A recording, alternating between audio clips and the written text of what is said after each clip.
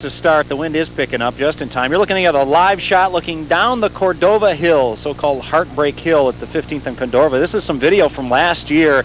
There's a lot of exciting things happened on this hill last year, mainly because of the wind. This is a great shot of Roxy Wright Champagne passing Eddie Streeper on day two, the final day of the race last year. And Ed, a lot of factors in this hill. First, going out, what are the mushers looking at? Well, the prime concern is to keep these tug lines on their sleds tight, because you don't want those dogs bunching up down there, and it's all that has to happen is that tug line get down, one of the lines get wrapped around the dog's leg, and then they've got to stop down there and untangle it. So they'll be dragging their feet going all the way down the hill, trying to slow them down so the sled doesn't catch up with that team. And how about coming back? Coming back, they're going to be running as hard as they can. And one of the things that's nice that they've done this year, I don't know if the camera can swing over here, but we've got a snow berm all the way down Cordova Road here that's only about 8 or 9 feet wide compared to this 30 feet stretch wide road. And last year, the dogs just seemed to go on both sides of the road, and this will keep them focused and headed right back down to 4th Avenue. So this is a much improvement over the 6 years I've been here anyway. They have a whole lot of problems with that last year. One team even ended up on a porch across the street. Went up the porch, down the other side. Bill Kornmuller. That's it from 15th and Cordova for now. Let's go back downtown to Carp. Thank you very much, Tim. By the way, go to 15th and Cordova. There's the first team coming down the hill. What's the time, Ed? 3:33. That's about the same times we had last year for Eddie Streeper's teams. Very fast right out of the gate, and if our math is right, it's about, could that be 17 miles an hour or so? Approximately 17 miles an hour. We'll know for sure here a little later. So a little more time to work on that math, but that's our estimate at this point. 17 miles an hour. John Wood heading toward 15th Avenue on Cordova, heading for the Cordova Hill. First, Bob Klupach came by at 3:32, a second faster than the first musher. Here's John Wood's time. 3:45. A little bit slower, apparently having a little trouble with his leaders. That's what we heard on one of the radios up on 4th and Cordova, that he was having a problem. But they look fine going down this hill as they head out towards the bike trail there. And he must almost here, the fourth musher to come through the 15th Avenue. We're exactly a mile from the finish line, just about actually, and that's how we're able to give you the miles an hour. How about his time? George had the fastest time of 3:28 through this checkpoint. He's moving. Better than 17.5 miles an hour. And Ed, there's a bare spot on the road here, right at just past 15th Avenue. How come? Well, we were told that they have to keep the entrance open for this apartment building, and consequently it's completely bare here. So those drivers like George that drag their feet going down this hill have a much better advantage over the ones who ride their brake like Bob Klupach down there. If he breaks his brake here, he's got 20-some miles without a brake. Okay, we'll be watching that. John Carp?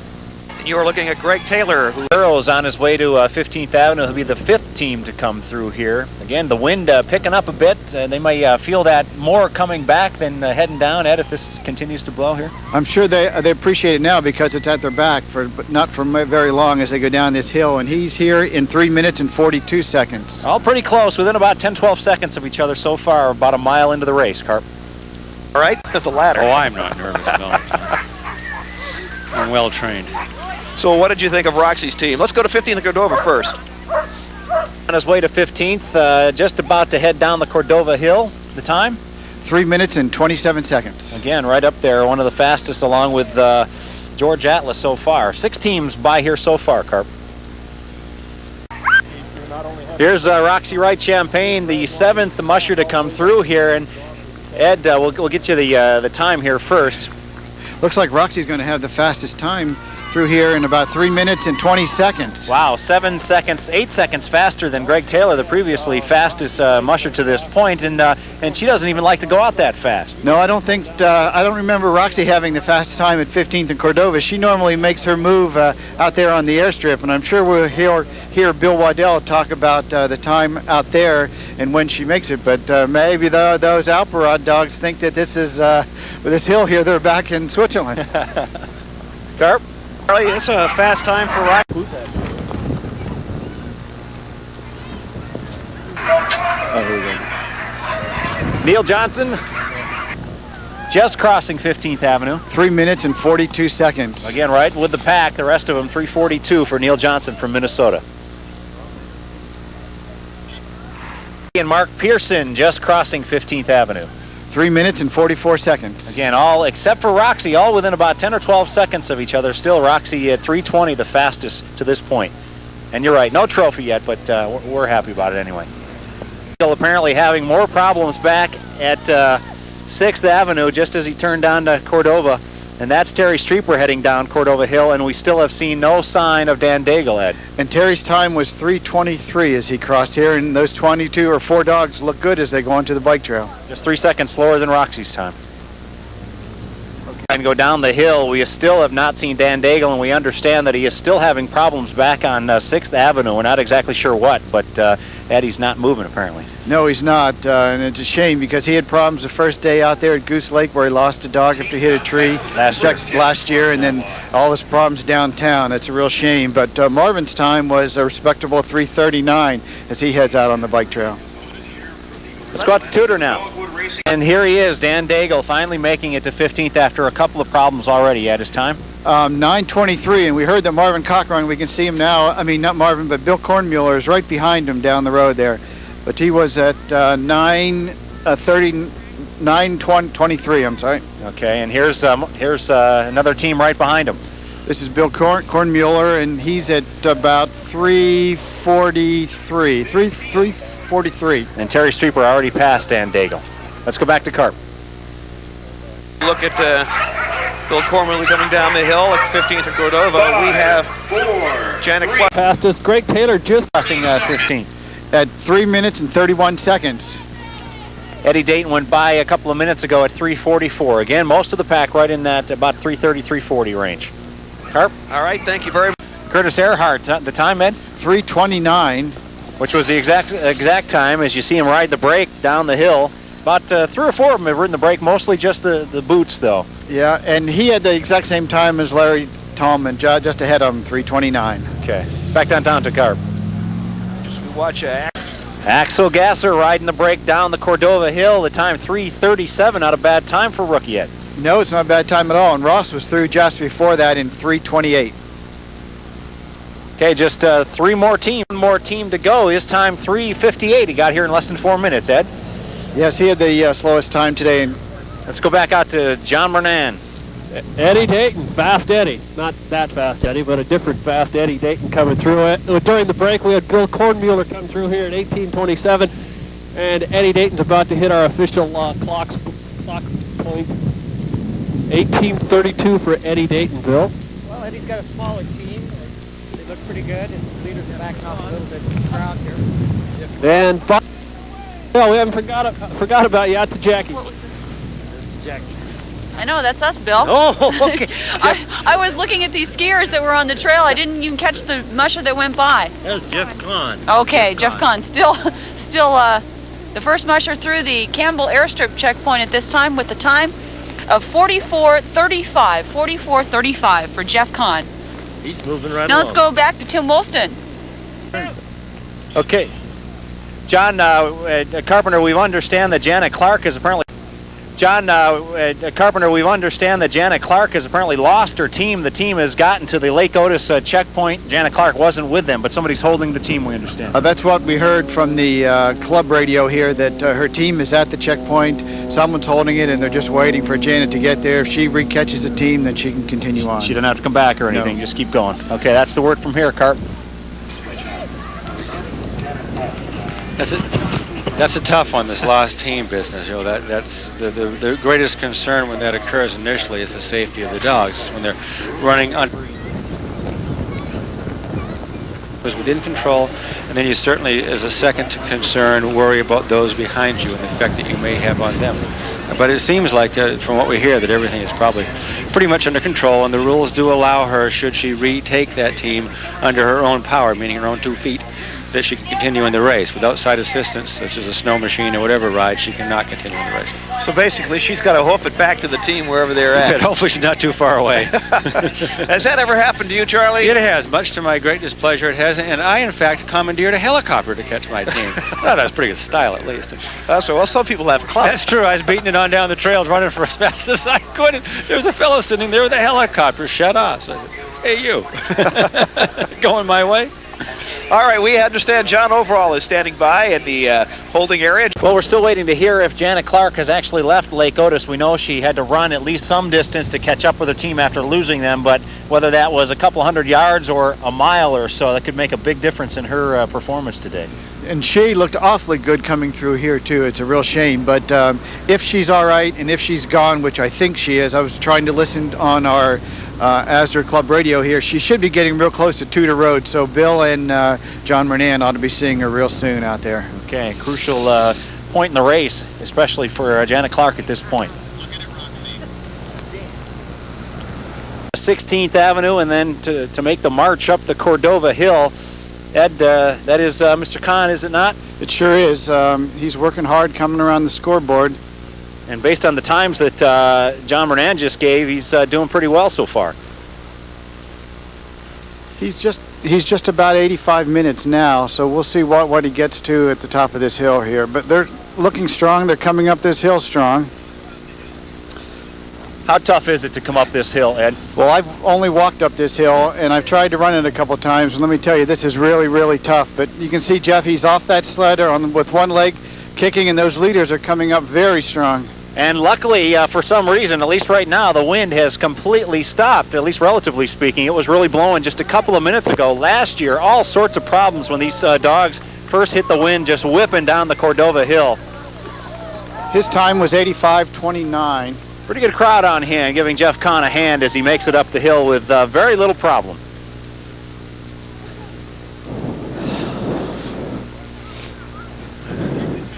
Let's go back. Team's about to cross 16th Avenue to head up the Cordova Hill. We're pretty sure that it's Bob Klupach and John Wood. We're not sure yet, or are we, Ed, which is first? John Wood appears to be in the lead as they're approaching 16th Street now.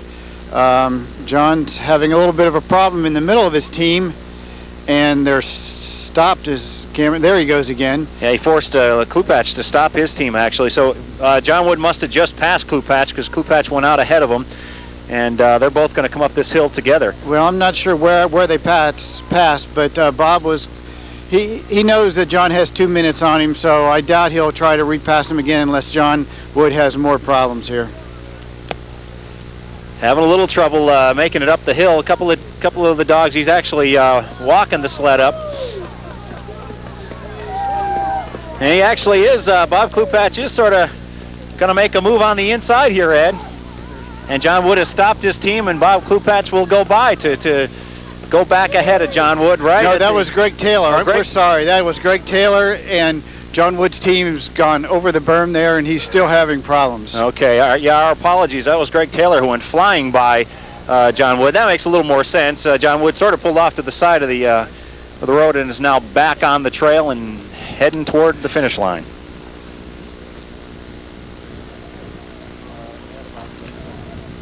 There's John Wood heading down Cordova now, back toward the finish line. We do have another team coming up Cordova Hill. Just about to 16th Avenue. We'll try to catch up to figure out which team this was. That was 13 Cornmeal. All right, we're out of Tudor. Looks like George Atla at the base of the Cordova Hill. Is that number 4? You could probably tell easier at home than I can tell here. George Atla pumping up the Cordova Hill, looking pretty good. It's looking real good, Tim, though the dogs are coming over here a little bit to get a look at the camera. George Atla's been up this hill a few times, huh? Yes, he has. And it looks like he has at least one in his basket there. Can't tell how many, but there's at least one. He's headed downtown. Briefly, I mentioned the rule change regarding the dog in the basket. The dog has to be completely confined in the basket. No part of it can be hanging on either side of the sled, and it takes a little longer to do that, but it's a lot safer for the dogs. Sometimes in past years, you've seen the dog sort of riding on top of the basket instead of in the sled. Yes, and sometimes their arms and legs can come out, or legs can come out when that happens, and it's much more safer for the dogs this way. And we'll have the times for you in a minute. Okay, we do have 2 more teams here, and teams are happening here, but the team that you can see in the background there stopped. And the team that with the musher sprinting at the base of the hill here flew by him. Can you tell who it is, Ed? Looks like. Okay, Roxy just motoring.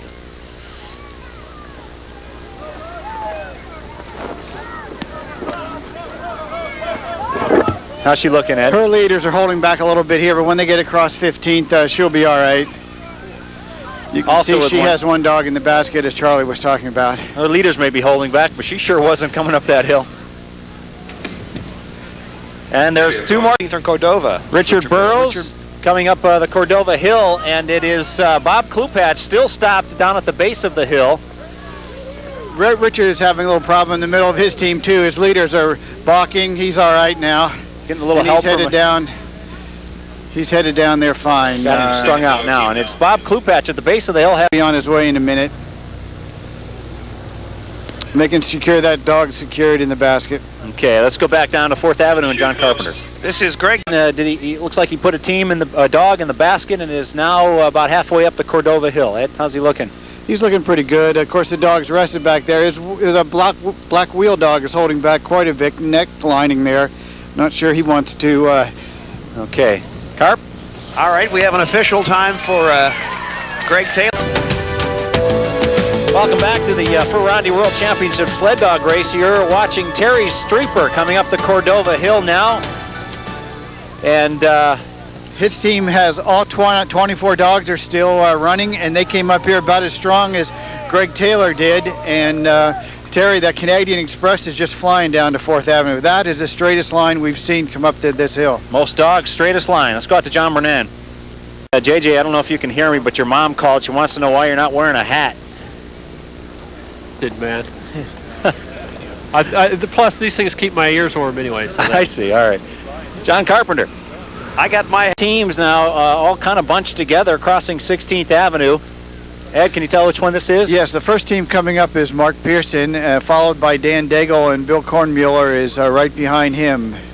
We saw Mr. Pearson looking back. We were wondering what he was looking at. Well, he was looking at Dan Daigle, I guess, who was right behind him, and then another team right behind him. They were talking about Terry Streeper and how strong his dogs looked and how much power it gave him coming up a hill like this. He sure looked good coming up the hill. Boy, he sure did look good coming up this hill, Tim. He looked the strongest one I've seen coming up this hill. Although Dan Daigle, I'm not sure if you can see down there that how Dan Daigle's team looks pretty strong coming up compared to this team that is just trotting up this hill.